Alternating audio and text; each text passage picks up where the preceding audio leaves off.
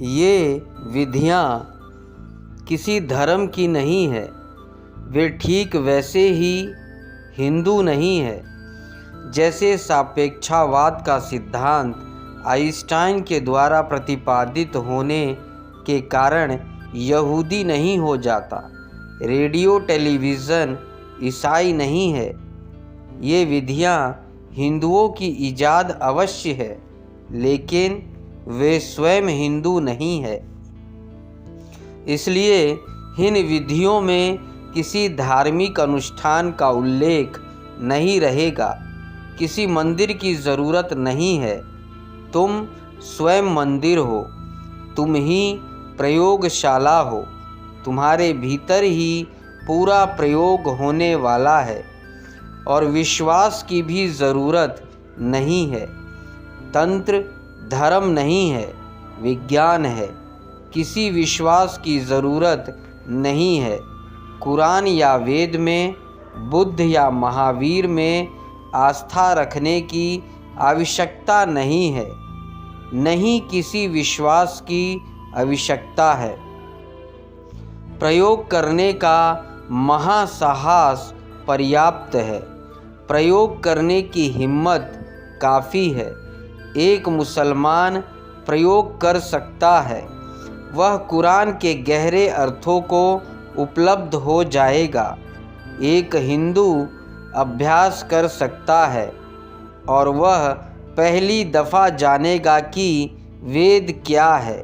वैसे ही एक जैन इस साधना में उतर सकता है, बौद्ध इस साधना में उतर सकता है, एक ईसाई इस साधना में उतर सकता है। वे जहाँ हैं, तंत्र उन्हें आप्त काम करेगा। उनके अपने चुने हुए रास्ते जो भी हो, तंत्र सहयोगी होगा। यही कारण है कि जनसाधारण के लिए तंत्र नहीं समझा गया।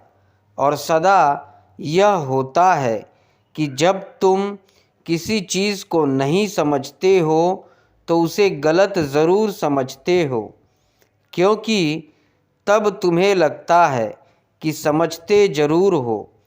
तुम रिक्त स्थान में बने रहने को राजी नहीं हो। दूसरी बात कि जब तुम किसी चीज़ को नहीं समझते हो, तुम उसे गाली देने लगते हो। यह इसलिए कि यह तुम्हें अपमानजनक लगता है। तुम सोचते हो मैं और नहीं समझूं। यह असंभव है।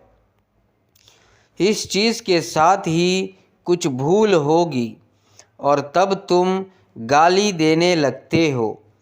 तब तुम उल-जलूल बकने लगते हो और कहते हो कि अब ठीक है।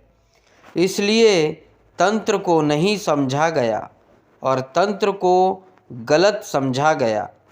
महान राज भोज ने पवित्र उज्जैन नगरी में तंत्र की विद्यापीठ को ख़त्म कर दिया। 1,00,000 तांत्रिक जोड़ों को काट दिया। क्यों ये किया है, हमारी समझ में नहीं आता। कुछ सालों पहले वहीं पर राजा विक्रमादित्य ने उन्हीं तांत्रिकों कितना सम्मान दिया। यह इतना गहरा और ऊंचा था कि यह होना स्वाभाविक था। तीसरी बात कि चूँकि तंत्र द्वैत के पार जाता है, इसलिए उसका दृष्टिकोण अति नैतिक है। कृपया कर इन शब्दों को समझो। नैतिक, अनैतिक, अति नैतिक। नैतिक क्या है, हम समझते हैं। अनैतिक क्या है, हम समझते हैं।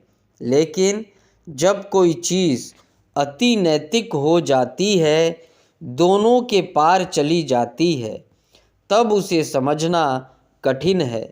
तंत्र अति नैतिक है। तंत्र कहता है कोई नैतिकता ज़रूरी नहीं है, कोई खास नैतिकता ज़रूरी नहीं है।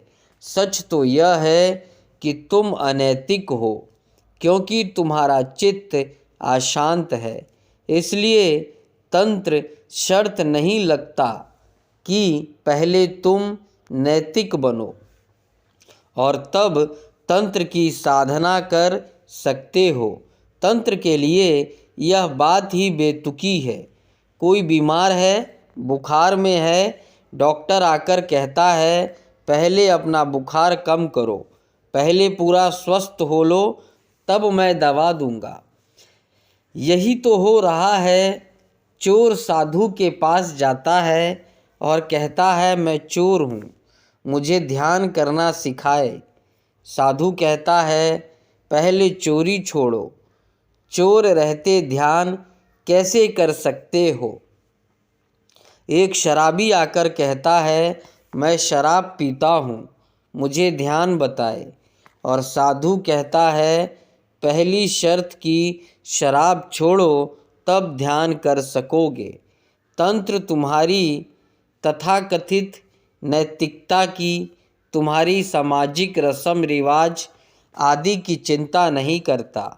इसका यह अर्थ नहीं है कि तुम तंत्र के लिए अनैतिक होने को कहता है। नहीं, तंत्र जब तुम्हारी नैतिकता की ही इतनी परवाह नहीं करता तो वह तुम्हें अनैतिक होने को नहीं कह सकता। तंत्र तो वैज्ञानिक विधि बताता है कि कैसे चित्त को बदला जाए, और एक बार चित्त दूसर हो गया तो तुम्हारा चरित्र दूसरा हो जाएगा। एक बार तुम्हारे ढांचे का आधार बदला कि पूरी इमारत दूसरी हो जाएगी। इसी अति नैतिक सुझाव के कारण तंत्र तुम्हारे तथाकथित साधु महात्माओं को बर्दाश्त नहीं हुआ। वे सब उसके विरोध खड़े हो गए, क्योंकि अगर तंत्र सफल होता है तो धर्म के नाम पर चलने वाली सारी नासमझी समाप्त हो जाएगी।